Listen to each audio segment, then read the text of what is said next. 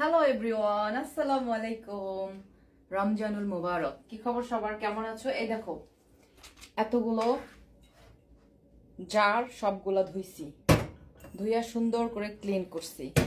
এইগুলা মনে করতেছো কি এখন আমি কি করব? কোনো আকাম করতে যাইতেছি না, খুব ভালো কাজ করি আমি, বুঝছো?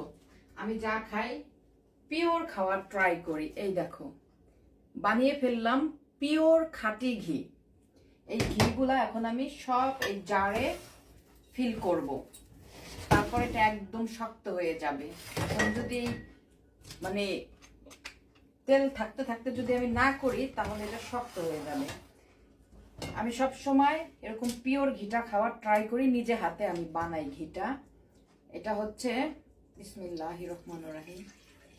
দেখো কালারটা কেমন ইয়েলো টসটসা হয়ে গেছে। এখানে আরব দোকানে ঘি পাওয়া যায়, বাট ওই ঘিটা আমার কাছে গন্ধ লাগে।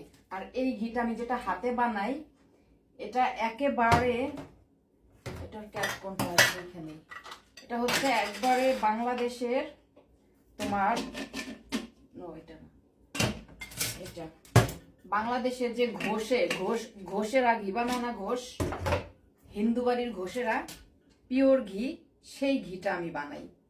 একদম একটু দিলেই হয়ে যায় পারাটা, পোলাও, বিরিয়ানি, ঘি জাতীয় যত খাবার আছে সব কিছুতে আমি এই ঘিটা অল্প অল্প করে ইউজ করি।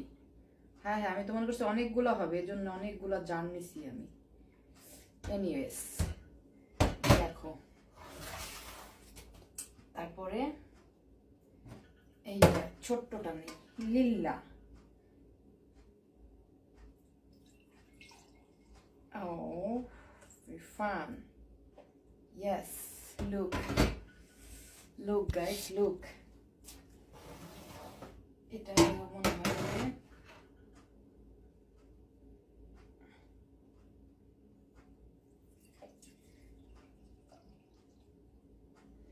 ঘি যদি তোমরা কেউ, আমি কিন্তু ঘি সেল করি না, কিন্তু ভালোবেসে যারা আমার বাসায় আসবা এই ঘি তোমরা খেতে পারবা, কারণ একা কোনো জিনিস খেতে আমি পছন্দ করি না। বুঝতে পেরেছো? সবাইকে নিয়ে খেতে আমার খুব ভালো লাগে। এই যে এতগুলা বের হয়েছে সাবা সুবা, এগুলারে সব ফেলে দেব, বুঝছো? এই হচ্ছে আমার কাজ। লুক, এই ঘিগুলা আমার 6 মাস চলে যাবে। প্রতি 6 মাসে একবার করে আমি ঘি বানাই। বুঝতে পেরেছো?